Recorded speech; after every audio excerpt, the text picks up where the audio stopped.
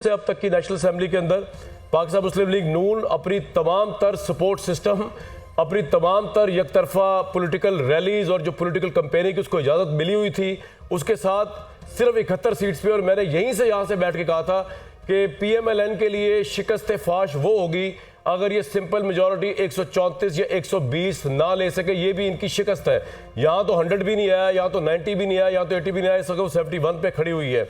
Pakistan peoples party 52 पे है, MQM 13 के ऊपर है। पाकिस्तान की ये आई थिंक हंगेस्ट तरीन पार्लियामेंट होगी, लेकिन क्या ये हंग रह पाएगी या रह पाएगी ये एक और सवाल है, क्योंकि पाकिस्तान तहरीक इंसाफ को अगर कामयाबी इस लिहाज से मिली है कि तमाम तर मुश्किलात के बावजूद वोट पड़ा, पाकिस्तान की इस्टेब्लिशमेंट को ये क्रेडिट जाता है कि इलेक्शन डे वाले दिन जो उनके मुतालिक तासुर बनाया जा रहा था सोशल मीडिया के ऊपर कि जी PTI के वोटर को निकलने नहीं दिया जाएगा, उनको पाकिस्तान की आर्मी न्यूट्रल रही, क्रेडिबल इलेक्शन को उन्होंने एक तरह से, अगर आप सुपरविजन का भी राइट देना चाहें तो मैं देने को तैयार हूं, वो इंटरफेयर नहीं किया, किसी को रोका नहीं, उन्होंने कुछ किया नहीं। तो इसका क्रेडिट जो है मैं अफवाज पाकिस्तान को देना चाहिए। अगर आज पाकिस्तान तहरीक इंसाफ बहुत खुश है तो उस खुशी के अंदर फिर ये भी याद रखें कि इस खुशी से पहले जो आप मरसिया पढ़ रहे थे, उस मरसिया की बुनियाद ये थी कि जी फौज नहीं तहरीक इंसाफ को निकलने देगी, फौज वोट नहीं डालने देगी। तो फौज ने आपको कुछ नहीं कहा। फौज ने पाकिस्तान की स्टेबिलिटी के लिए न्यूट्रल रह के बाकायदा ये इलेक्शन जो है उसको देखा, मॉनिटर किया, ऑब्जर्व किया, मैं तो कहता हूँ करवाया। और हमारे सामने रिजल्ट अब ये है कि पाकिस्तान की कोई पॉलिटिकल पार्टी नंबर 1 पे नहीं है, इंडिपेंडेंट्स नंबर 1 पे हैं, पाकिस्तान तहरीक इंसाफ के हमायत कुरिंदा जो है वो नंबर 1 पे है। इस हद तक कि आज नवाज शरीफ साहब विक्ट्री स्पीच नहीं कर सके। नवाज शरीफ साहब ने अलायंस की रिक्वेस्ट की है, इत्तेहाद की रिक्वेस्ट की है। उनकी बॉडी लैंग्वेज आज मैं देख रहा था, उसके अंदर ऑब्वियसली वो चाहे लव यू टू भी कह रहे थे, शहबाज शरीफ साहब भी मुस्कुराहट के साथ खड़े हुए थे, मरियम नवाज साहिबा भी मुस्कुराहट के खड़ी हुई थी।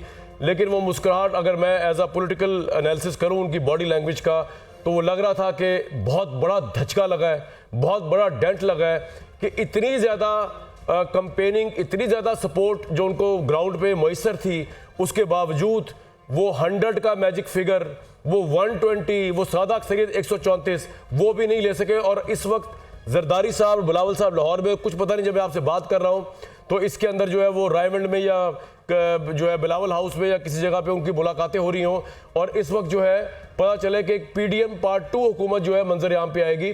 अगरचे मुल्क की स्टेबिलिटी के लिए कोई अच्छी खबर नहीं है ये कि किसी एक पार्टी को जो है वो स्ट्रेट अवे अक्सरियत नहीं मिली कि वो अपनी हुकूमत बनाए, अपनी कैबिनेट लेके आए, उसके हिसाब से गवर्नेंस जो है उसको लेके जाए, अवाम को काउंटेबल करे। लेकिन ये एक रियल पॉलिटिक्स है, ये एक प्रैग्मेटिज्म है, ये पाकिस्तान की आज की रियलिटी है। इस रियलिटी को से कौन किस तरह सबक हासिल करेगा ये सवाल मैं छोड़ देता हूँ। लेकिन एक बहुत बड़ा सवाल जो इस इलेक्शन पे उठा, हमने कल रात से आपको बताया, आज की डेट तक, अब जब मैं आपसे मुखातिब हूँ 10 बज रहे हैं, 10 से ऊपर का टाइम हो चुका है, इलेक्शन कमीशन ऑफ पाकिस्तान ये तौजीह पेश ही नहीं कर सका कि सुबह के 10 बजे तक भी रिजल्ट्स क्यों नहीं थे। यानी वो इलेक्शन जिसकी काउंटिंग स्टार्ट हो चुकी थी कल शाम 5 बजे, वो वहां से लेकर सुबह तक जो है उसके रिजल्ट ही नहीं आ सके, रिजल्ट स्टॉप कर दिए गए। और उसके मुतालिक इलेक्शन कमीशन ऐसे चुप है जैसे कि लबों पे एल्फी लगा दी गई है और वो अब मुंह खोल ही नहीं सकते। और इससे इस इलेक्शन की क्रेडिबिलिटी बहुत ज़्यादा हिट हुई। और पाकिस्तान तहरीक इंसाफ का तो मानना है कि 40 से 50 सीटों के ऊपर जो है वो धांधली की गई है। बड़े बड़े बुर्ज जो है उल्टे हैं। हमारे हरदिल अजीज राना सनाउल्लाह साहब जिनकी बड़ी पक्की सीट थी वो हार गए। KP में जो है जिन्होंने बगावत की पाकिस्तान तहरीक इंसाफ से, दोनों वज़ीर आला खटक साहब भी और महमूद खान साहब भी वो हार गए। गंडापुर साहब से मौलाना फजल रहमान हार गए।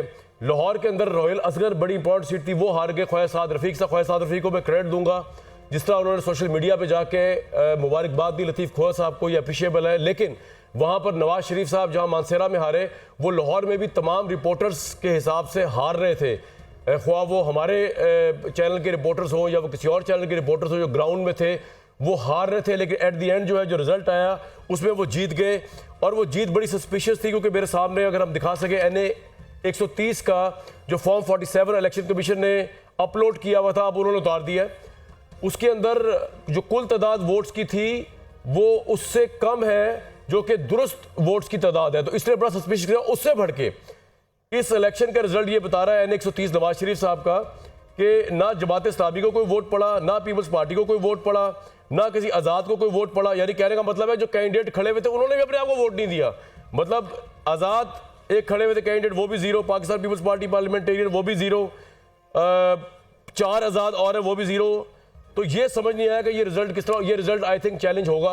जिस तरह सुलेमान अकरम राजा जो है, मेरा ख्याल से उनकी सीट जो थी वो तमाम तरीन जो हमारे रिपोर्टर्स थे उनकी रिपोर्ट के मुताबिक वो जीत चुके थे, लेकिन वो सीट जो है वो वहाँ पे जीता कौन, वो चील का निशान जिसको कोई जानता नहीं। और वो ओन चौधरी साहब हमारे भाई हैं, लेकिन उनको तो पता नहीं नून लीग का वोट भी किस तरह मिल सकता है, क्योंकि नून लीग का वोटर तो उस तरह निकला ही नहीं बाहर, लेकिन वो ओन चौधरी को वोट देने के लिए बाहर निकला है। ये लोगों को समझ नहीं आ रही बात कि ये हुआ किस तरह, और वो 2.25 लाख वोट किस तरह ले गया सुलेमान अकरम राजा। और ये वो सीट थी जहां से जिस वक्त 2013 में स्वीप किया था लाहौर से पीएमएलएन ने, तो जो एक सीट जीती थी पाकिस्तान तहरीक इंसाफ ने शफकत महमूद की, वो ये सीट थी, और मतवातिर ये सीट पाकिस्तान तहरीक इंसाफ जीती आ गई।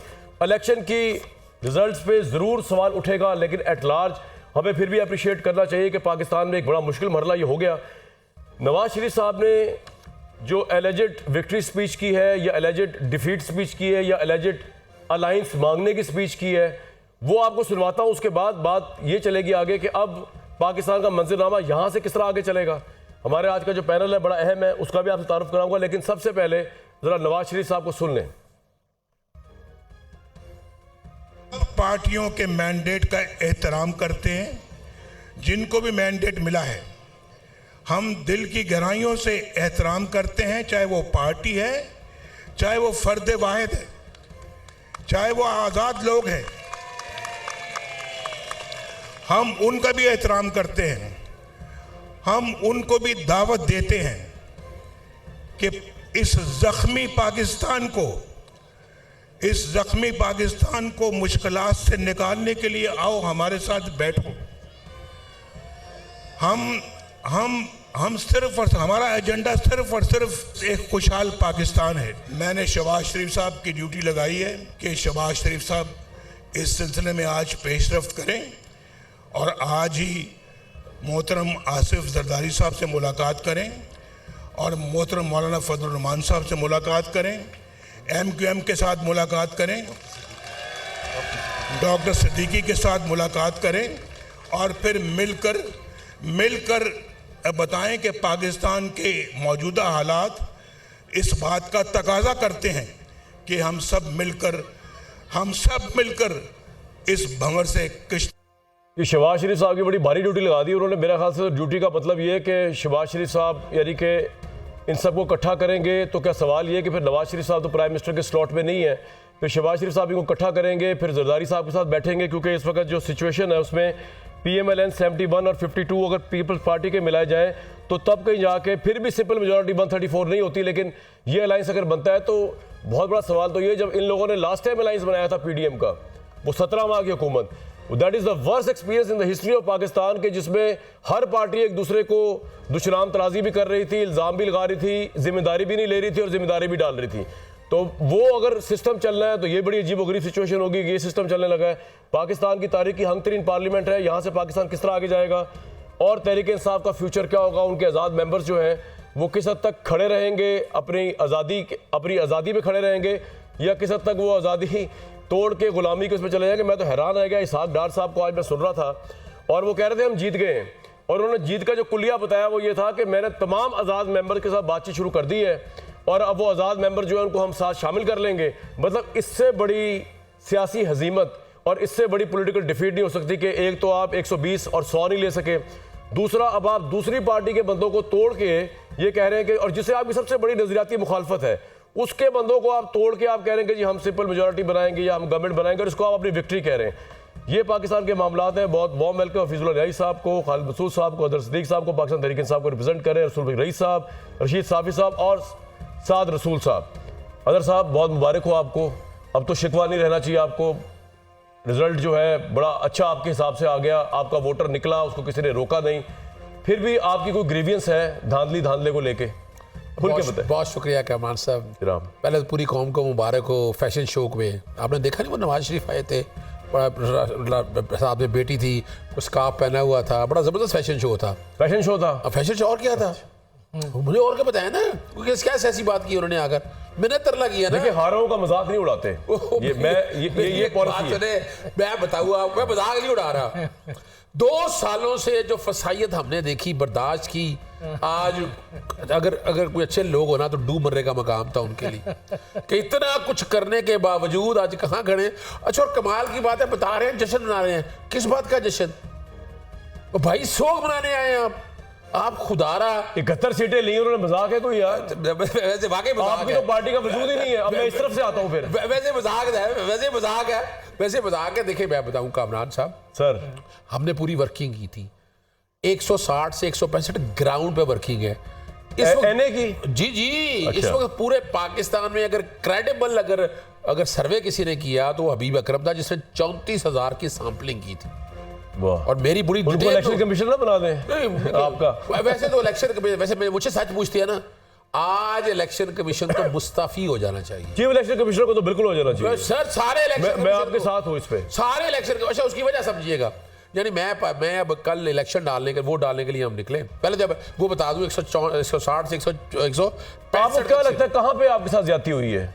ये अब देखे ना, तो बड़े नाम बताए ना। हमारी दफा आरटीएस बैठा था, हमें बताया गया कि जनाब इमरान खान को जुटाने के लिए बैठा है। तो रात क्या हुआ, उस वक्त हमें हराने के लिए बैठा था, रात भी हमें हराने के लिए बैठा था। कल रात जो जी गुजरी है। बिल्कुल, ये हिसाब बराबर हो गया ना फिर तो। नहीं, बराबर नहीं हुआ। बराबर क्या हुआ, वन साइडेड बात है। जरा यूं लीजिएगा, जरा समझिएगा इस बात को। हुआ क्या, मैं कल सारा दिन तकरीबन 20 बजे तक लाहौर कवर किया। आप इमेजिन करें, पहली दफ़ा मैंने पाकिस्तानियों का मूड देखा है कि वो घर से खाना भी लेकर, स्नैक्स भी लेकर और पर्ची भी, यानी उन्होंने आगे पोलिंग बूथ से ना होने के बराबर था। अगर आपने पर्ची ली हो, पर्ची घर से लेके आए। इवन मैं, मेरे सारे बच्चे, मेरी पूरी फैमिली। आपने किसको वोट डाला? मैं पाकिस्तान तहरीक साहब को। अच्छा। खोसा साहब को। साफ सी बात है, बड़ी क्लैरिटी और वांगे तोल और बाकायदा वोट डालने के बाद बताया भी कि डाला है वोट। अच्छा, हम जब वोट डालने के, जो सुनिएगा, मेरा लाइन कोई इतनी लंबी नहीं थी, 1.5 घंटा स्लो प्रोसेस रहा है। सफ़े फटे हुए उनके पास। अच्छा, फिर उसके बाद जनाब वो स्याही नहीं थी उनके पास, यानी पूरा प्रोसेस स्लो किया गया। और उस पोलिंग स्टेशन में 5060 वोट पड़े हैं इसहाकडार अपना खोसा साहब को जी, और सिर्फ 33 वोट थे ख्वाजा साद रफी के, सिर्फ 33 यार जीत तो गए ना एट द एंड आप। मैं जो ट्रेंड बता रहा हूँ आपके सामने, मैं जो ट्रेंड आपके सामने रखना चाह रहा हूँ ना, हमने जो टोटल वर्किंग की, ओ भाई वो तो आपकी वर्किंग है ना यार, इससे हमें हमारा क्या लेना देना? आपको तसल्ली नहीं हो रही? ये बड़ी बात है, आप इतनी सीटें ले गए यार। नहीं, कमाल कर रहे हैं, बड़ा जुल्म कर दिया हमारे साथ। अगर देखें क्या थी वर्किंग, जरा मैं आपके सामने वर्किंग सामने रख देता हूँ। इस्लामाबाद की 3 में से 3 सीटें हमारी थी, बलूचिस्तान 16 में से 4 सीटें हमारी, सिंध 61 में से 21 हमारी, केबीके में 44 में से 42 हमारी, पंजाब 141 में से 109, 265 में से 179 सीट थी, 67 2/3 अक्सरियत थी। ये पाकिस्तानियों जो हमें मैंडेट दिया, हमारा मैंडेट चुरा लिया। अच्छा, एक सेकंड, एक तो फैसलाबाद से अपने हमारे किसी रिपोर्टर को लीजिएगा लाजमी, और लाहौर से भी किसी को ले लीजिएगा, और कराची से भी। जी आपको फैसलाबाद वैसे राणा सलाम याद आ गया होगा आपको। और जब वैसे ही बैठ के वैसे ही मजाक कर रहा हूँ, अच्छा नहीं लगता। जाती बड़ी हुई है अभी से। तो देखें आपने कितने से गिनाई है सीटें, आपके पूरा टीवी चैनल बता रहा था कि ट्रेंड क्या चल रहा था। वो 15% पे था ना यार ट्रेंड। मेरी बात सुनिएगा, आज मुझे कोई एक ट्रेंड बता दे जो 15% के बाद तब्दील हो, कोई बजाए, कोई चीज बता दे मुझे। आप चैलेंज करेंगे? बिल्कुल चैलेंज कर रहे हैं हम रिकाउंटिंग में जा रहे हैं, फॉर्म 47 के हवाले से चैलेंज करने के हवाले से जा रहे हैं हम उसके बाद जितना एक और बता दूंगा आपके दिन। उस दिन मैंने आपको बताया था कि 70 सीटों में जो धांधली जो हमारे कैंडिडेट उठा लिए गए, हमने सारे सबूत इकट्ठे कर लिए हैं। हम हो सकता है एज अ होल इलेक्शन भी चैलेंज करने की पॉइंट आ गया। न्याई साहब, कल आप मुझे बता रहे थे कि तहरीक इंसाफ वाले प्रोटेस्ट भी कर सकते हैं। शांगला में हमने देखा कि आरओ के ऑफिस के बाहर को आग शाग लगाने के वाकयात भी आए। भाई जिसका फोन भी बंद करवा दें प्लीज। तो न्याई साहब, आपके ख्याल में जितना बड़ा पीटीआई केस बना रही है इसकी धांधली का, इतना बड़ा केस है ये? इतनी ही धांधली हुई है? हालांकि वोट तो इनको बेतहाशा पड़ गया भाई। कामरान, पहले तो माशाल्लाह आपका एक दावा था कि मैं जो है सिंगल हैंडेडली 5-6 घंटे का शो अकेला कर सकता हूँ जिसमें किसी और को ना बोलना पड़े। किसी और को ना बोलना पड़े। अब जब सदीक अदर साहब ने कॉन्स्टिट्यूंसी ज्ञानी शुरू की, तो अभी ये कोई नंबर 6-7 पहुंचे थे, तो मैं 265 का सोच रहा था, तो मैं आपके 4-5 घंटे और इनके 3-4 घंटे उसके अंदर तवाज़ुन कहाँ पे आपको माइक दे दिया सर। और जाहिर है कि इसमें हमारे सारों की रहनुमाई होती, एजुकेट होती, कुछ आप करते कुछ ये करते। पहली बात यह है कि जी मैं हकीकत है कि हमारी बदकिस्मती है कि नवाज शरीफ ने तकरीर की और गाली नहीं दी, किसी का मजाक नहीं उड़ाया। अच्छी स्पीच थी उस लिहाज से। देखो आप, मैं किसी का मजाक नहीं उड़ाया, किसी पे बोहतान नहीं लगाया, ठीक, अपने फखरी अंदाज में अपने कारनामे नहीं बताए। दूसरी बात यह कि किसने वो कौन सी अक्ल है जिसने यहाँ पे तयन का, वो विक्ट्री स्पीच थी, उन्होंने तो कोई बात विक्ट्री की नहीं है। कहाँ उन्हें क्या मैं इक़्तिदार बनाऊंगा? देखो जो फिक्र है उसको मैं डिसाइफर करता हूँ और मैं समझता हूँ कि one of the best speech I could ever heard. उसके अंदर कोई ऐसा लगे क्या अच्छा ना होता, अगर अच्छा ना होता कि मियां साहब जो है जब बाकियों के नाम लिए तो जो पार्टी सबसे ज्यादा लीडिंग पोजीशन में है, गौहर साहब का भी नाम लेते हैं, सही बात गौहर साहब का नाम तो नहीं लिया। देखो गौहर साहब का इशू नहीं है, उन्होंने कहा जी एक आदमी को मैंडेट मिले, यानी कि उनका इशारे इमरान खान की तरफ था, ठीक है। भाई जब कहा उन्होंने, अब आप कहें कि नहीं, उनको ये भी, मैं तो सर आपसे एग्रीमेंट कर रहा हूँ, मैं मानता हूँ आपसे एग्री करने को, आप करवाई नहीं रहे एग्रीमेंट। दूसरा बात यह है जी कि उन्होंने कहा जी कि मैंने कहा है शहबाज शरीफ को कि लफ्ज पत्नी मंजदा यूज किया है या कोई जख्म लगे में इस मुल्क को निकालना है प्रॉब्लम से। नहीं, उन्होंने कहा जी पाकिस्तान इस वक्त मतलब था कि क्राइसिस में है, इन लोगों के साथ बैठ के बात करें, ठीक है। कहीं ये नहीं कहा, हो सकता है कि मतलब इक़्तिदार हो। पहली बात बड़ी सोबर तकरीर थी, मैं उसकी बड़े अप्रिशिएट करता हूँ। दूसरी बात यह है कि मैं तो 2-3 हफ्ते पहले कॉलम लिख के एग्जैक्टली ये रिजल्ट बताए थे, आपने ये रिजल्ट निकले हैं। मैंने सिर्फ ये हुआ कि मेरा ख्याल था कि नून की 90 सीट 5-10 प्लस माइनस हुए, आपने 90 सीट आएंगे और तरीके से 70 लेकिन न्याय साहब उनकी मैं आपसे जानना चाहूंगा कि आगे का मंजरनामा करो। अगर फैसलाबाद से अगर आपकी इजाजत तो हमारे ब्यूरो चीफ है वहां पे, जनाब ये बताइएगा राना सनाउल्लाह साहब किस तरह हार गए यार, और आबिद शेर अली साहब की सीट डिसाइड हो गई है? फैसलाबाद की क्या पोजीशन है? आपके प्रोग्राम में ही ऑन दी फ्रंट में जब आपसे बात हुई, जी आपने प्रेडिक्ट किया था अंजुम साहब, बिल्कुल आपने किया था, तो मैंने बताया था कि राना सनाउल्लाह के लिए जीतना इतना आसान नहीं होगा। 2018 में सिर्फ 25 और 31 वोटों से जीते थे, इस दफा भी राना सनाउल्लाह एक बड़े मार्जिन से हारे हैं यहाँ से कामरान साहब, और उनका हल्का जो था NA 100 था, जहाँ पर 370 पोलिंग स्टेशन थे, मुस्लिम लीग पंजाब के सदर थे, लेकिन उन्होंने टोटल वोट जो लिए 1,12,403 वोट लिए, जबकि इनके जो मध्य मुकाबल थे डॉक्टर निसार जज जो PTI हमायत याफ्ता हैं, उन्होंने 1,31,966 वोट लिए हैं। पोलिंग डे के दिन राणा साहब ने जब मीडिया से गुफ्तगू की तो बहुत ज्यादा पुरएतमाद थे कि नून लीग की हुकूमत बनेगी। उनसे सवाल हुआ क्या वो वजीर दाखिला होंगे, तो उन्होंने कहा कि अगर मुझे जमात मुझ पर एतमाद करेगी तो मैं वजीर दाखिला बनूंगा। तो वो भी हार गए और आबिद शेर अली भी तकरीबन 20,000 वोटों से जो है हार चुके हैं यहाँ से। अच्छा, आबिद शेर अली हार चुके हैं, ये रिजल्ट अनाउंस हो चुका है? मेरे पास तो नहीं है।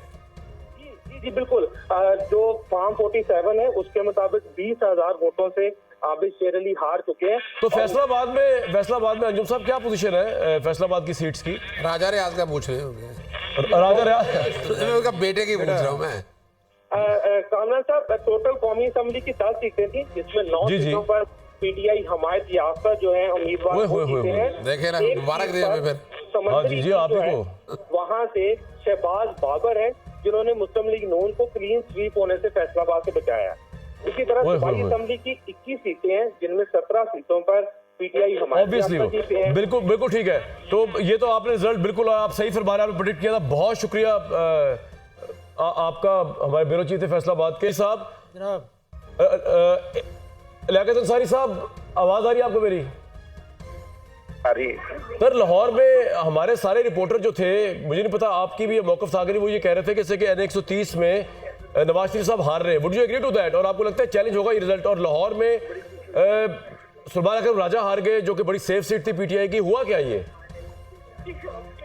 देखिए, जहां तक सलमान राजा की सीट का मामला है तो वहां पर जो है वो रिजल्ट जो है उसको चैलेंज भी कर दिया गया है, लेकिन हैरानकुन तौर पर जो है वो वोटर्स की जो शरह जो सलमान राजा ने हासिल की थी उसके बरक्स जो है वो उनके अपोनेंट के देकर फॉर्म जो 47 है वो जारी किया गया है। और जो हकीकत उसमें यही सामने आ रही है कि ये बहुत एक असल में जो है वो एक ऐसा पोलिंग जो रिजल्ट तैयार किया गया है जिसके हवाले से बहुत अफजात है, क्योंकि बुनियादी तौर पर देखा जाए तो इस हल्के में 4 जो नीचे MPs हैं वो चारों के चारों पीटीआई के हमायत याफ्ता एमसीए जो नहीं, फॉर्म 47 में क्या आपको लगा डॉजी चीज फॉर्म 47 में? देखिए, और चौधरी साहब वाले में एक एनए की कॉन्स्टिट्यूंसी में उनके साथ 4 MP इलेक्शन लड़ रहे हैं, वो चारों के चारों पीटीआई के जीते हैं बुनियादी तौर पर, और वाज़ेह अक्सरियत से जीते हैं। मुस्लिम नून के चारों MPs को यहाँ पर शिकस्त हुई है, जिसका मतलब है कि जो एनए का ऊपर कैंडिडेट है उसका भी रिजल्ट जो है वो सलमान राजा पे रिफ्लेक्ट होना चाहिए था और उस अंदाज से नहीं हुआ। उसी को बुनियाद बनाकर के फॉर्म 45 के जो नताए थे वो सलमान राजा के जो पास थे उन्होंने उनकी बुनियाद पे चैलेंज किया कि जो मेरे पास फॉर्म 45 के मुताबिक रिजल्ट है उसमें मेरा ये रिजल्ट बनता है जिसमें 50,000 की लीड बनती है। लेकिन पोलिंग जो रिटर्निंग ऑफिसर ने जो बदनीति की बुनियाद पे फॉर्म 47 जारी किया उसमें गलत रिजल्ट जारी कर दिया। उन्होंने इस बात को चैलेंज किया है। जहां तक आप नवाज शरीफ के हल्के की बात कर रहे हैं, नवाज शरीफ के हल्के में एक बात और बता दीजिएगा, ये तो चैलेंज हो जाएगा ये जो है राजा साहब वाला। नवाज शरीफ साहब के हल्के में बात सही है कि उनके आरओ को आज चेंज कर दिया गया है, उनके हल्के के आरओ को, एक आरओ को बिल्कुल रिटर्निंग ऑफिसर को तब्दील कर दिया गया है। और दूसरी बात बड़ी हैरानकुन है कि वहां पर जो फॉर्म 45 जारी किया गया उसमें जो पीपल्स पार्टी के कैंडिडेट थे, जमात इस्लामी के जो कैंडिडेट थे, उनका वोट ही कोई नहीं, उन्होंने 5 वोट हासिल किए, 10 किए, वो फॉर्म 45 पे लिखे हुए हैं। लेकिन जो फॉर्म 47 में 0-0 है जी, उसमें तमाम 0-0 और इतनी जल्दी में वो रिजल्ट बनाया गया है कि उसमें जो आखिरी जो टोटल वोटर हैं और जो दुरुस्त वोटर हैं उनकी शरह को भी मैच करना काफी मुश्किल हुआ है। और लेकिन लियाकत, मैं आपसे जानना चाह रहा हूँ लियाकत साहब कि क्या आपके पास ये रिपोर्ट थी जिस तरह के बाकी दूसरे रिपोर्टर्स के पास थी, दूसरे चैनल्स के, कि नवाज शरीफ साहब वहां से हार रहे हैं? देखिए, बिल्कुल ये रिपोर्ट थी कि नवाज शरीफ हार रहे हैं और जो कल से रिजल्ट हेल्ड इन अबेंस था, रुका हुआ था, वो जारी नहीं हो रहा था।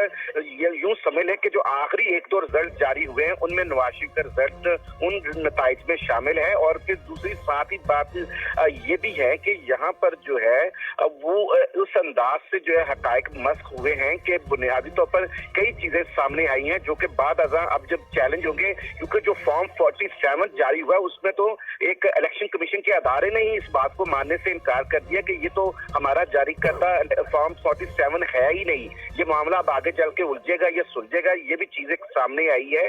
तो इस तरह इसमें ये चीजें भी हैं। और फिर साथ ही साथ बहुत शुक्रिया लेकिन सारी आप हमें रिपोर्ट करते आ रहे हैं। रसूल रईस साहब, कुछ भी हो जाए, एक तो ये कि इनके पास निशान नहीं है पीटीआई वालों के पास, दूसरी आदत नहीं है, तो ये जिस तरह फरमा रहे थे अदर साहब, अगर 170 सीटें भी हो जाती इनकी तो हुकूमत तो शायद उनकी वफाक में भी ना बनती। और पंजाब में तो मामला और बिल्कुल बरक्स है, क्योंकि उस यहाँ तो PMLN ने ज़्यादा अच्छा परफॉर्म किया, 122-123 से तो ऊपर जा रही है उनकी सीटें, दूसरों के साथ मिला के वो कर सकते हैं। आपके ख्याल में अब जो नवाज शरीफ साहब की स्पीच के मतलब आपकी क्या राय है? आप पॉलिटिकल साइंटिस्ट हैं, उनकी बॉडी लैंग्वेज देख के बताइएगा हमें। अब आपको क्या लगता है कि नवाज शरीफ साहब फैसला प्राइम मिनिस्टरशिप का पीपल्स पार्टी को देने की हद तक भी जा सकते हैं, अलायंस में शहबाज शरीफ साहब को भी दे सकते हैं, और ये जो हंग पार्लियामेंट है ये कहाँ स्टैंड करेगी, कब तक चलेगी इस मुल्क में? देखिए, मुस्लिम लीग नून के लिए ये मायूसकुन लम्हा है सर। जो उनके लिए हमारी तवक्कुआत थी या उनकी अपनी तवक्कुआत थी, वो 24 घंटे 48 घंटे पहले वो बहुत मुख्तलिफ थी। तो एक जो सैलाब चला है वो किसी से थम नहीं पाया, बंद बांधे गए थे हर जगह पे, और ये बंद कई जगह से बांधे 3 महीने 4 महीने बल्कि 2 साल से बांधे जा रहे थे। लेकिन कुछ वो जो बंद बांधे गए थे उनकी कैफियत ही ऐसी थी कि सैलाब में कई गुना इजाफा हो गया। चित्राल से चला है कराची तक जी। अब 2 ही रास्ते थे कि अगर सैलाब चला है तो इसको रास्ता दे, या दूसरा ये है कि हर जगह छोटी छोटी जगह के बंद बना के पानी को रोकने की कोशिश करें। तो ये जो कुछ कर रहे हैं वो पाकिस्तान की तारीख के जो बड़े बड़े अलमिये हैं वो हमारी जहन में घूम जाते हैं। खुदा करे कि हमारा मुस्तकबिल रोशन हो। तो ये इस वक्त जो मुस्लिम लीग या शरीफ ख़ानदान की जो सियासत है, भाई मुझे तो लगता है कि जहाँ तक अवाम की हाकमियत, अवाम की मंशा और अवाम की राय जो इन इंतखाबात में जिनका इजहार हुआ है वो ख़त्म हो चुकी है, दम छोड़ चुकी है। उनको एक कोई ताकत के टीके लगाए गए हैं, ये नहीं मालूम कि कितना टीके लगे हैं, डोज कितनी है, ताकत के टीके कितना लगे मुझे ये नहीं मालूम। अच्छा, लेकिन ये देखें बात जो अज़हर साहब ने की, बड़ी ज़बरदस्त बात की। ये बातें पाकिस्तान के बाहर हो रही हैं, पाकिस्तान के अंदर हो रही हैं, और ये बातें हो रही हैं कि अगर जो अवामी सैलाब है उसकी मंशा को आप मान लेते तो पाकिस्तान का मुस्तकबिल कितना अच्छा हो सकता था कि पाकिस्तान तो खुशहाल हो सकता था, मुस्तकबिल अच्छा हो सकता था। लेकिन जो मरूसी सियासतदान 40 साल से हुकूमत कर रहे हैं उनका मुस्तकबिल तारीख हो चुका था। अब उस तारीख मुस्तकबिल को आप रोशन करने की कोशिश कर रहे हैं।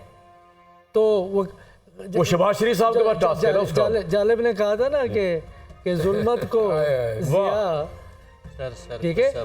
तो देखिए हम कैसे मान लें कि एक तरफ देखें तारीख की गवाही है, अवाम की गवाही है, आप एक दानिश्वर सहाफ़ी, एक पाकिस्तानी शहरी के लिहाज से आप किसके साथ खड़े होंगे? वो जो अवाम की मंशा और इरादे के ख़िलाफ़ किसी को ये ताकत के टीके लगा के सियासत में ला रहे हैं, उनको वो इस्तेमाल होने के लिए तैयार है, वो मोहरे बनने के लिए तैयार है। क्या ज़िया उल हक के मोहरे नहीं थे? कौन सी सियासी जमात थी जो ज़िया उल हक साहब की मोहरा नहीं थी? ये सबसे बड़े मोहरे थे। आपने वो देखा नहीं था वो जुलूस, वो जो जनाजे में गए थे फैज़ाबाद से लेके फैसल मस्जिद तक, जो ज़िया उल हक साहब को जलाया था। जी जी, अच्छा, हज़रत लोधी साहब ने कमेंट्री की थी उसमें पीटीवी पे। कितने साल तक बैठे, कितने साल तक जाते रहे। तो ये देखें, ये एक राय है कि जो इस वक्त असम्बली में अदाद शुमार आ रहे हैं, ज़ाहिर है कि इलेक्शन कमीशन पाकिस्तानी जिम्मेदार है ना सर, तो वो जो आ रहे हैं वो जो अवाम की मंशा उसके मुताबिक नहीं।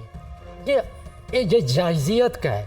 अब ये जायज़ियत अगर कानूनी तौर पर, आइनी तौर पर, सियासी तौर पर, अखलाकी तौर पर, समाजी तौर पर कमज़ोर है, अब सारे वही आप जो हैं PDM वाले उनको दोबारा जोड़ेंगे।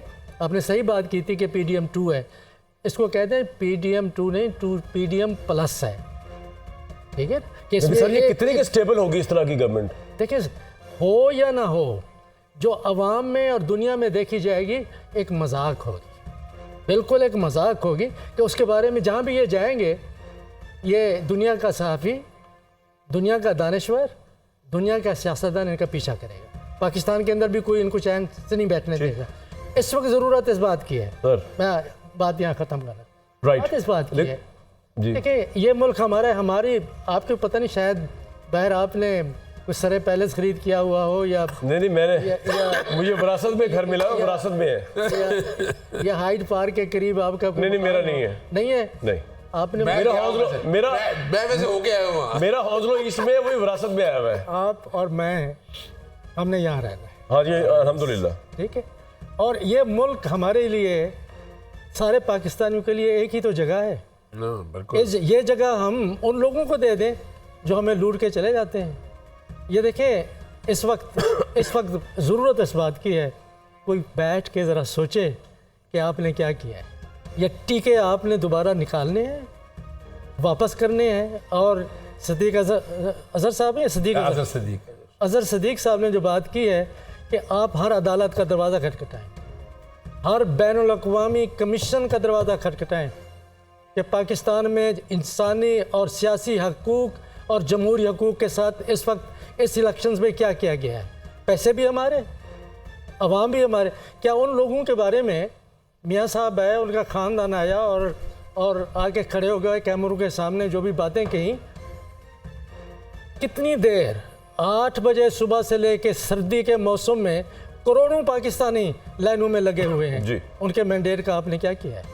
क्या कर इस वक्त जो आपके अदाद शुमार आ रहे हैं, जो आज़ाद उम्मीदवार हैं उनका वोट परसेंटेज 36% है, मुस्लिम लीग नून का तमाम तर वो जो आपने अभी बताया है मियाँ साहब के बारे में, मुझे नहीं मालूम, तमाम तर सहूलतों के बावजूद, आसाइशों के बावजूद, उसके बावजूद या लाखों वोटों के बावजूद 24% है। पाकिस्तान पीपल्स पार्टी का 12 या 14% है, आगे पीछे हो सकते हैं। आप इस मैंडेट को ख़त्म करेंगे तो कुछ तारीख आपको याद आती है पाकिस्तान की। सिर्फ हमारी गुजारिश है मियाँ साहब से, उनके ख़ानदान से, बाकी लोगों से दिल बड़ा करें। साद रफ़ीक ने बहुत अच्छी बात की जी, मैं तुमको ट्वीट पे उसके अप्रिशिएट दिल किया। में पहले भी मेरे दिल में कदर थी, जेन्युइन पॉलिटिकल वर्कर, उसने कोई और बात नहीं की। उसने बिल्कुल चाहिए तो ये था कि उनको खुद फ़ोन करते, शायद किया भी हो, लेकिन ये तस्लीम करें। इन्होंने तस्लीम नहीं किया, बल्कि ठीक सर। सारा निज़ाम मफलूज कराया, कहीं पे घुटने टेके, किसी की मिन्नत की, कहीं पे सौदेबाज। मुझे नहीं मालूम, ये सारी लोग बात कर रहे हैं, मैं नहीं बात कर रहा, लोग बात कर रहे हैं। तो इस जायज़ियत के साथ अगर आप सोचते हैं कि पाकिस्तान में खुशहाली और इस्तेकाम आएगा, और ये जो बातें कर रहे हैं उनसे ये तो पूछे ना। हम बार बार कह चुके हैं कि पाकिस्तान की तारीख़ की, दुनिया की तारीख़ की सबसे बड़ी कमीना थी जब पाकिस्तान मुआशी बहरान का शिकार था। कुछ जवाब आपको मिला है?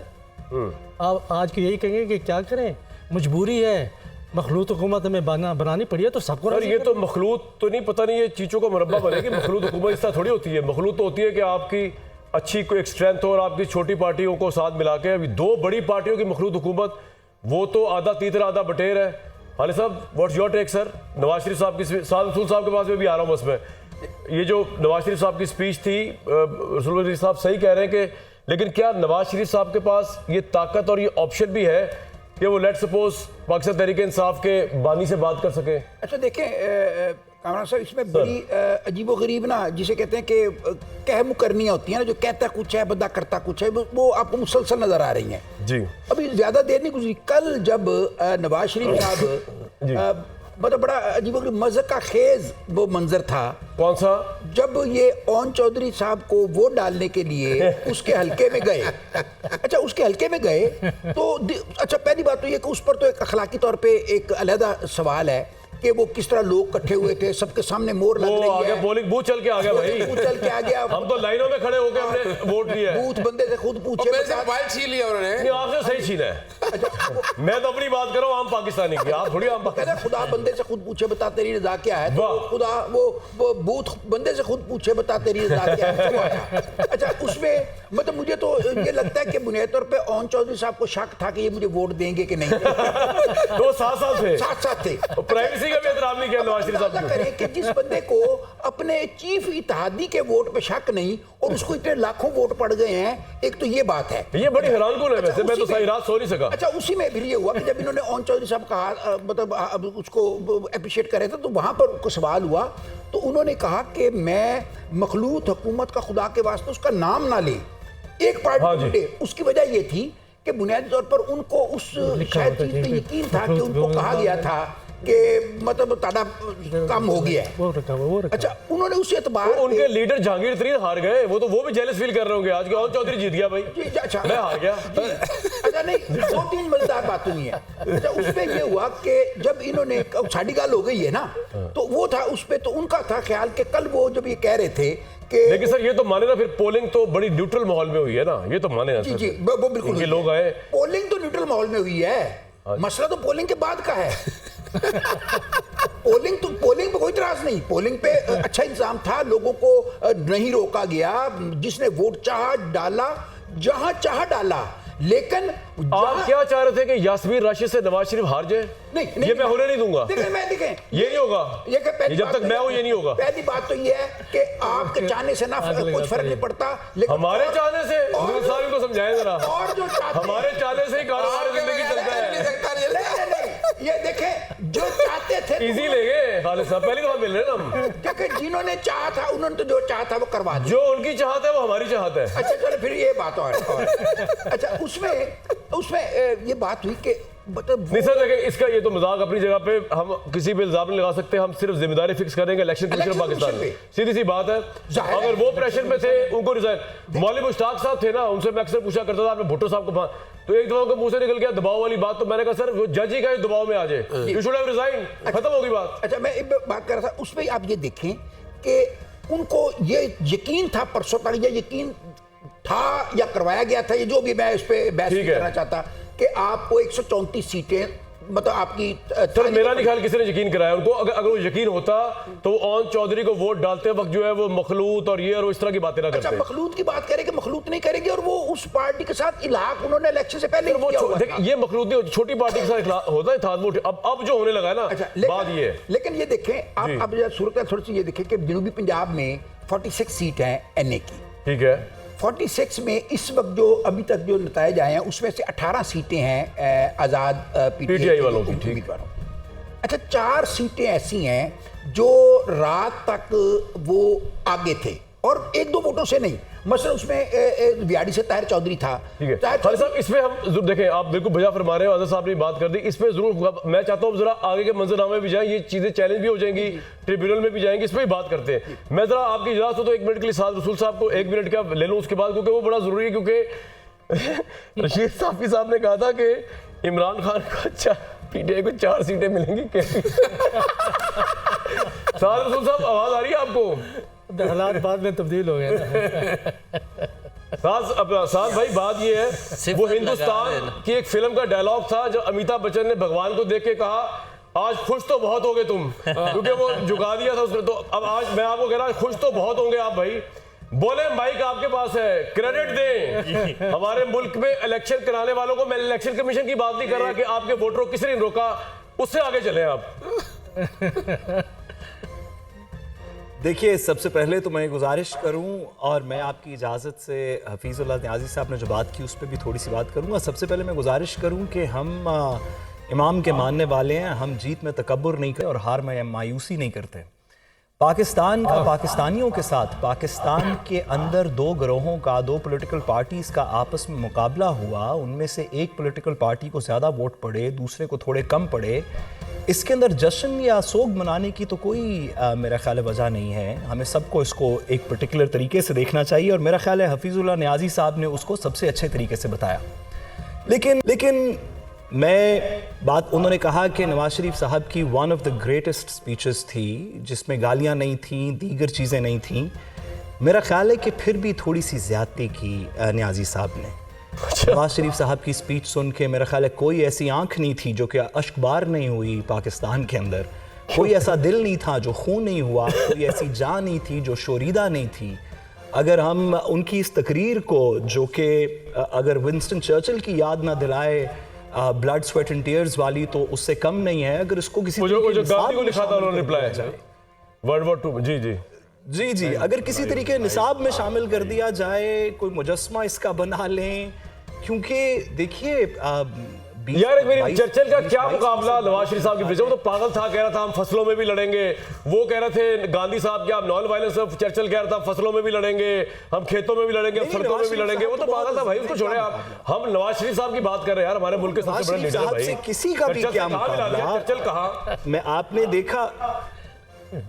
देखा कि 8.5-9 minute he one of the greatest speeches थी। तो किसी का क्या मुकाबला, अगर 10-12 मिनट बोल पड़ते तो पता नहीं इस आपने जो आज आपने 3 स्टार्स लगाए ना जैकेट पे, ये वो बोल रहे हैं, ये 3 स्टार्स लगाए हुए जैकेट पे। सर ये JF-17s हैं, मुझे एक दोस्त ने दिए। लेकिन मैं न्याजी साहब की बात पे थोड़ा सा जरा वापस गुजारिश न्याजी साहब को छोड़ दे। अब मुझे एक बात बताएं, पाकिस्तान की आवाम के साथ नहीं, बात बड़ी जरूरी है, बात बड़ी जरूरी है। मेरा दिल भी दिलों के वजीर आजम के साथ धड़क रहा है। मैं भी अश्कबार हूँ आज की तकरीर के ऊपर, और ख़ास तौर पे उस सैलाब के ऊपर जो कि उनको वहाँ रिसीव करने के लिए खड़ा था, उतने नंबर ऑफ सीटों के ऊपर जो मेरा ख्याल है 25% से कुछ कम है, जिनके ऊपर वो वजीर आजम बनने जा रहे हैं। मेरा ख्याल है कि ये सेलिब्रेशन का वक्त है पाकिस्तान के लिए, इस वजह से कि उनके दिलों के वज़ीर आज़म अपनी मुस्तहिक सीट पे बैठने लगे हैं। इसके अलावा कोई वजह नहीं है सेलिब्रेट। नहीं, आपको क्यों लगता है कि नवाज शरीफ साहब प्राइम मिनिस्टर बनेगा? आई थिंक नवाज शरीफ साहब में इतनी ग्रेस है और उनके अंदर इतनी बेखुदी भी है, जिसे आप कह सकते हैं कि वो कहेंगे कि मैंने नहीं बनना। आप क्यों सोच रहे हैं? क्योंकि मेरी उनसे जो मुलाकात हुई देखिए, मुझे मैं सर एक आपसे पूछ रहा हूँ, 1 मिनट, मेरी जो उनसे मुलाकात हुई मुझे लगा कि उनको कोई इतना खास शौक नहीं प्राइम मिनिस्टर बनने का इस वक्त, और मेरा ख्याल है इन हालात में वो बनेंगे भी नहीं। आप ये क्यों सोच रहे हैं? खासतौर पर जब शहबाज शरीफ को डेजिग्नेट कर दिया है, मेरा तो ख्याल है ये सारा इलेक्शन का रिजल्ट ही शहबाज शरीफ के लिए आया है। कि he would become the prime minister. Shahbaz साहब ने कहा था, मैं आपकी बात को मियां साहब को अगर पूरा ना तो मियां साहब आगे बढ़ाऊं। जी बिल्कुल कहा था। जी साहब कामरान साहब, एक थोड़ी सी बात को आगे बढ़ाऊं, आपकी इजाजत? जी सर, बताइए, आज तो आपका दिन है भाई। दुरुस्त फरमाया। नवाज शरीफ साहब को तो एक मिनट के लिए भी ये बात वो वजीर आजम नहीं बनना चाहते, जबरदस्ती हमने उनको इंग्लैंड से चलाया। आप तो जानते ही हैं कैसे तरले मिनते करके हम उनको यहाँ पे लेके आए, फिर बड़ी मुश्किलों से उनको राज़ी किया इलेक्शन लड़ने के ऊपर, बहुत मुश्किलों से उनसे कहा कि प्लीज़ पाकिस्तान की बेहतरी के लिए आप कुछ हमारी रहनुमाई फरमाइए। आपकी बात बिल्कुल दुरुस्त है, इसमें हर कदम नवाज शरीफ साहब ने ना कहने की कोशिश की और मुझे यकीन है कि वो इस वक्त भी वही साहब कोई एक क्वालिटी आपको नजर आती है नवाज शरीफ साहब में? कोई एक क्वालिटी? वो हम जैसे दिलवाले हैं कुछ जो उन पर ज़बरदस्ती कर रहे हैं। अच्छा चलें, ठीक है। रशीद भाई, बात ये है कि साद रसूल साहब भूल गए कि आपने 4 सीटें दी थी केपी से इमरान खान या तहरीक इंसाफ को, एनए की। तो यहाँ तो सर आपका सारा एनालिसिस बहरे औकानूस या बहरे हिंद में चला गया। बिल्कुल आपकी बात दुरुस्त है। सुबह से लेकर कामरान साहब मैं 2-3 दफ़ा इस पे माजरत कर चुका हूँ और अपने मेरे प्रोग्राम में कहा था पहले यहाँ तो माजरत करें हाथ बांध के, और जिनको कहा था साद रसूल साहब से भी माजरत है, आजर साहब से भी माजरत है, आपसे भी माजरत है। ये आपका बड़ापन है जी। वरना यहाँ इमरान खान ने बहुत सी चीजों की माजरत नहीं की अभी तक। नहीं, मैं वहाँ बैठे अपनी शुक्रगुजार हैं कम इल्मी और कम फहमी पे मैं बिल्कुल शर्मिंदा भी हूँ। और जो अंदाजे थे, सच्ची बात यह है कि जितने भी अगर परफॉर्मेंस की अब भी बात की जाए, खैबर पख्तूनख्वा में पाकिस्तान तहरीक इंसाफ को जो तीसरी मरतबा ये अनप्रेसिडेंटल वहाँ पे उनको मैंडेट मिला है, तो परफॉर्मेंस पे किसी ने पीटीआई को वहाँ पे वोट नहीं दिया। रेजिस्टेंट में वोट मिला है, मजलूमियत का वोट हासिल हुआ है और क्रेडिट जाता है खैबर पख्तूनख्वा के अवाम, स्पेशली जो नौजवान है और ख़वातीन, वो निकले हैं। उन्होंने जमहूरियत की खातिर वो काम कर दिखाया है जो आज तक नवाज शरीफ साहब वो रेजिस्टेंट नहीं दिखा सके, बेनज़ीर भुट्टो साहबा नहीं दिखा सकी थी, जुल्फ़िकार अली भुट्टो साहब नहीं दिखा सके थे। खैबर पख्तूनख्वा के अवाम ने एक जानिब जो हमारे मनसूबा साज थे उनके मनसूबा साजी के अगेंस्ट उन्होंने अपने हक़ राय दही का इजहार किया है, और दूसरी जानिब वहाँ की जो मारूजी हालात थे, दहशतगर्दी के ख़तरात थे, उनको डराया गया था, उनको धमकाया गया था, उनको बताया गया था कि आपके साथ ये कुछ हो सकता है। उसके बावजूद इतनी बड़ी तादाद में, और मेरे हिसाब से अभी चूंकि ये इलेक्शन, देखिए आप ये जो बात कहते हैं आपकी बात सही है कि फैसला साजो, लेकिन मैं आपको एक बात बताऊं, मैं गवर्नमेंट कॉलेज यूनिवर्सिटी लाहौर के अंदर एक ऑडियंस बेस्ड शो कर रहा था गवर्नर सुलेमान तासीर लेट के साथ। तो वहाँ पे एक स्टूडेंट ने धज्जियाँ उड़ा दी मेरी, सवाल पूछ के कि मीडिया ये करता है। रिकॉर्डेड शो था, अब वो ऑन एयर गया तो सोशल मीडिया पे लोगों ने कहा कामरान शायद की धज्जियाँ उड़ गई। और भाई आपको ये पता है कि रिकॉर्डेड शो था, मैं चाहता उसको डिलीट कर सकता था। तो आप ये क्रेडिट तो देना फौज को यार कि इलेक्शन डे वाले दिन चाहे वो जो भी तो आप ये तो क्रेडिट दे कि यार कि पाकिस्तान की army as a national army खड़ी हुई थी इलेक्शन के दिन और उसने बिल्कुल इंटरफेयर नहीं किया इलेक्शन में, उसने बिल्कुल पीटीआई के वोटों को नहीं रोका। इसलिए आज पीटीआई इस काबिल हुई है कि कह रही है हमारी 170 होनी चाहिए थी, हमारी 110 है, हम जीते हुए, और इसलिए नवाज शरीफ साहब की बॉडी लैंग्वेज आज ये हुई है। देखिए मैं उसी तरफ ये अप्रिशिएट तो करना चाहिए फौज, और जो बाकी पीटीआई के रहनुमा है उनको इस बात पे माजरत करनी चाहिए कि उनका ये ना भी करे माजरत यार, ना करें, लेकिन कम से कम ये माने कि उनको वोट डालने दिया एनालिसिस में शामिल करना चाहिए। इलेक्शन कमीशन की नाअहली देखी है कि अभी तक हमें टर्नआउट का नहीं पता। अभी मैं यहाँ पे बैठा हूँ, अभी जो ब्रिटिश हाई कमीशन की तरफ से बयान, इलेक्शन कमीशन को तो फारिग कर देना चाहिए। ब्रिटिश हाई कमीशन की बात कर रहा हूँ कि उनके फॉरेन सेक्रेटरी ने, इसमें हम सब एक ज़बान है, उनके फॉरेन सेक्रेटरी कैमरून ने कहा है कि ये बिल्कुल जो प्रोसेस पाकिस्तान में हुआ है, एक पार्टी को जो इजाजत नहीं मिली, इंटरनेट पे जो पाबंदियां लगी, ये बिल्कुल इंसानी हुकूक के खिलाफ है। कौन सी पाबंदी थी, लेकिन वो नून लीग के लिए भी उस तरह थी। आप मैं न्यायी साहब को जा, लेकिन रसूल साहब आप कुछ कह रहे हैं। मैं मुख्तसर बात करना चाहता हूँ कि हमें प्रोग्राम तो शुरू भी इस बात से करना चाहिए था कि जो हमारी फ़ौज के सिपाही जवान और पुलिस के लोगों ने जान की कुर्बानी दी, इस इलेक्टोरल प्रोसेस को महफूज बनाने, तो हम उनके लिए दुआ करते हैं, हम ताज़ियत भी करते हैं। उन्होंने कुर्बानी दी, बहुत अच्छी बात है, इसमें कोई शक नहीं है। सारी पाकिस्तान की आवाम को मानना चाहिए कि फ़ौज ने ये मौका फराहम किया है। बिल्कुल। और उस अगर वो मौका फराहम ना हो तो ये कहाँ होता है ये रिजल्ट? ये देखें, ये अब जो पीटीआई की जो हमारे रहनुमा हैं जेल में हैं, बाहर हैं, उनको भी सोचना चाहिए कि उनको एक और मौका मिला है मफाहमत का। बिल्कुल ठीक। कि देखें, एक कदम उन्होंने उठाया है, अब एक कदम इधर से आए, इनकी तरफ से 2 कदम होने चाहिए। सर आपका पॉइंट आ गया। न्यायी साहब, ये कदमों की जहाँ तक बात है, मामला शायद नवाज शरीफ साहब के कदम बढ़ाने का नहीं है, मामला तो है जिनके साथ मामला चल रहा है तहरीक इंसाफ के बानी चेयरमैन का। इस इलेक्शन के रिजल्ट से आपको लगता है कि कोई ब्रिज बन सकता है या नहीं बन सकता? और दूसरा प्लीज़ ये भी बताइएगा कि अब आप गवर्नमेंट किस तरह बनते हुए देख रहे हैं? वो सवाल पहले मैंने पूछा, आप गोल कर गए। अब नहीं, बात ही करनी नहीं। सर प्लीज सर, अब आप बोलेंगे हम सुनेंगे। कुछ वो बीच में आगे दीजिए। पहली बात यह है कि मैं कुछ लोगों को यहाँ मिस कर रहा हूँ। काश मेरे दोस्त इरशाद भट्टी साहब भी होते, ताकि बहुत सारी बातें इकट्ठी हो जाती, फिर उसको हैंडल करना आसान होता।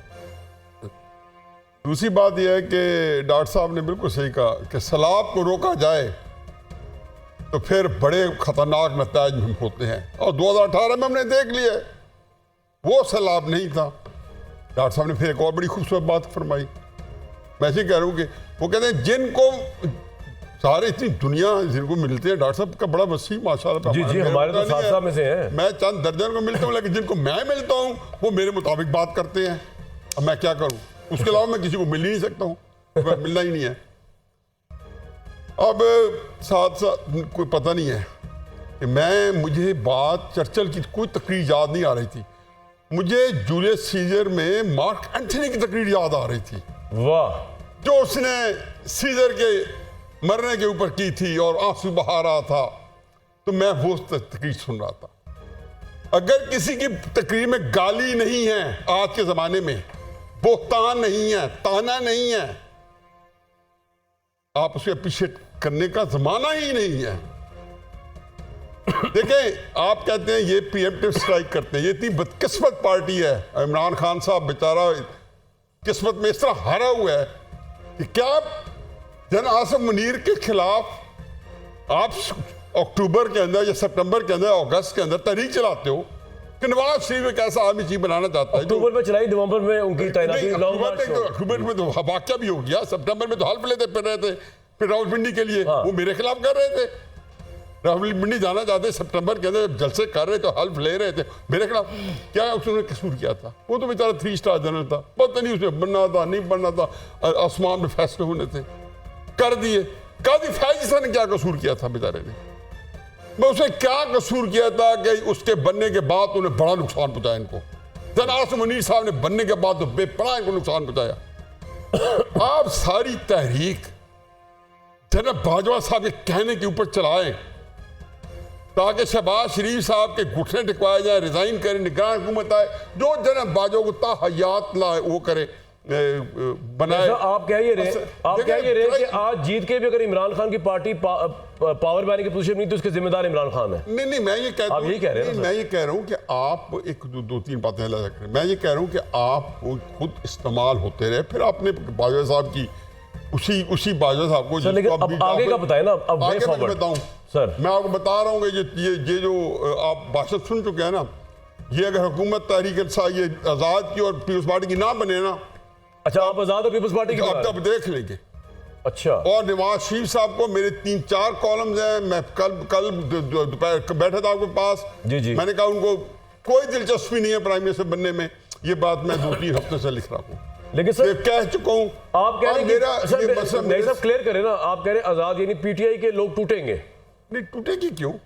अली गौहर साहब बनाएंगे, इमरान खान साहब की इजाजत बनाएंगे। अच्छा, इजाजत दे देंगे? कोई भी नहीं, इनको बिल्कुल। देखो, मार्च 2018 के अंदर जरदारी साहब और इमरान खान साहब अगर चेयरिंग क्लास में इकट्ठा जलसा कर सकते हैं, तो आप मुझे ये बताना चाहते हैं?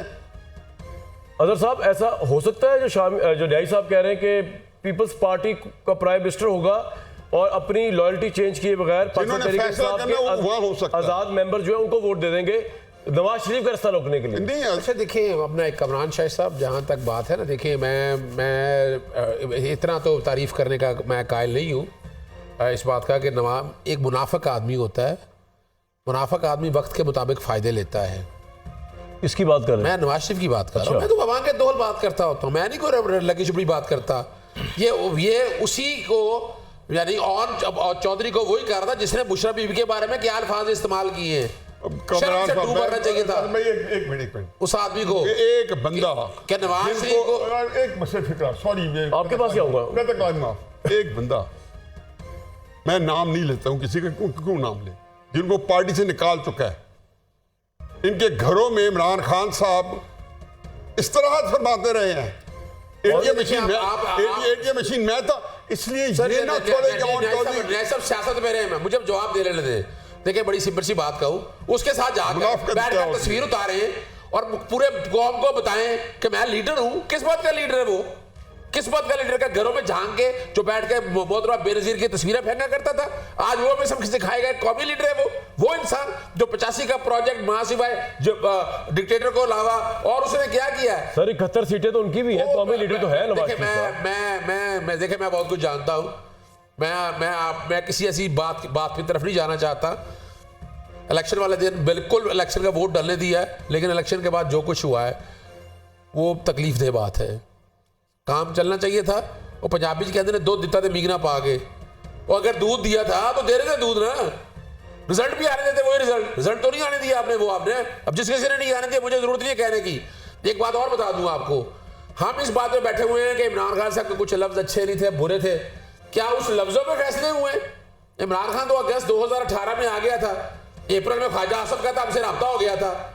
जनरल बाजवा के सारी सियासी जमातों ने बैठकर। सर आगे का मुझे बताएं कि आप पीपल्स पार्टी के साथ नहीं जाएंगे? एक बात मैं बता दूं आपको, ये बता दें जरा। एक मैं बता दूं कि पाकिस्तान पीपल्स पार्टी इस मुल्क की एक जमहूरी जमात है जिन्होंने बिल्कुल जमहूरिया रवैया रखा है। हमारी नजर में कदर है उसकी। अब आपको पहले बता आप तो करप्ट जमात समझते रहे। देखिए करप्ट वाले पाकिस्तान में करप्ट का रह क्या असूल? कमाल हो गया। मुझे ये बताया ना करप्ट का असूल क्या रह गया है? ये तो न्यायी साहब की बात की आपने तायद कर दी कि मेरी कोई तायद आजाद कर पीपल्स पार्टी। वो सर हमने कौन सी करप्शन की है जो हम पे बैठ के केस बना दी है? नजर आ रहा है कि नैब क्या कर रही है, नैब क्या बेवकूफ बना रही है इस निजाम वाले को, और ये सारे इकट्ठे बैठे हुए हैं। चलाने वाले कौन है?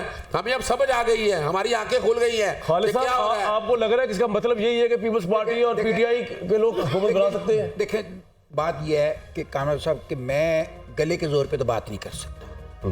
तो अगर मुझे टाइम दिया जाए और इंटरप्ट ना किया जाए तो 2-3 चीजें अर्ज करना चाहता हूँ। फरमाएं सर। ये तो बड़ी आपने गोल्डन ख्वाहिशें तो हमें भी नहीं मिलती, लेकिन चले कोशिश करते हैं आपको देने की। देखें मेरे मोहतरम है हफीजुल्लाह न्याज़ी साहब, इन्होंने तकरीर की बड़ी तारीफ़ की कि उसमें गाली नहीं थी, उसमें कोई इल्ज़ाम नहीं था, ताना नहीं था, उसमें कोई बहुत ज़्यादा मतलब बढ़ा चढ़ा के बातें नहीं की गई थी, तो इसलिए वो दुनिया की सबसे अजीम तकरीर है। मैं ये समझता हूँ कि उसमें बेशक 1-2 गालियाँ होती, मेरा ज़ाती ख्याल है 1-2 गालियाँ होती, बेशक उसमें 1-2 ताने होते, वादे उल्टे सीधे होते, लेकिन अगर इसके साथ वो जमहूरी अखलाकी अक़दार का इजहार करते हुए उनके मैंडेट को तस्लीम करते और हैदर होती की तरह, हम हैदर होती का जिक्र नहीं कर रहे, हैदर होती की तरह शिकस्त को तस्लीम करते हुए रिजाइन कर जाते, कहते कि जनाब नहीं रिजाइन ना करते, रिजाइन क्या करना, वो तो पार्टी वो ये उन्होंने किया ना, वो ये कह देते कि जनाब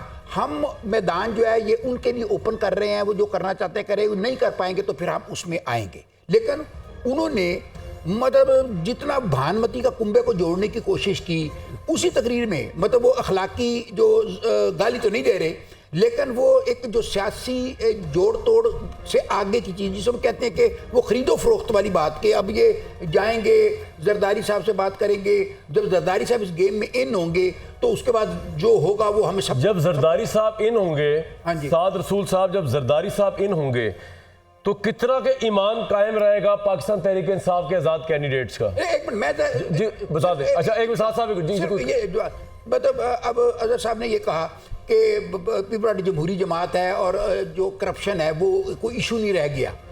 करप्शन का इशू नहीं रह जाता अगर पाकिस्तान तहरीक इंसाफ और इमरान खान लोगों को दोबारा से ये याद दिलाते। मुझे सर हेडलाइंस के लिए जाना है, लेकिन मैं सवाल छोड़े जा रहा हूँ रसूल साहब के लिए भी और साद रसूल साहब के लिए भी कि जब जरदारी साहब इन होंगे जो कि वो हो चुके हुए हैं, हो सकता है अभी मुलाकात हो रही हो, तो जरदारी साहब का पलड़ा नवाज शरीफ साहब की तरफ आएगा या पाकिस्तान तहरीक इंसाफ को ट्रैक करेंगे वो? ये ट्रांसमिशन चलती रहेगी इस मुख्तसर न्यूज़ ब्रेक के बाद।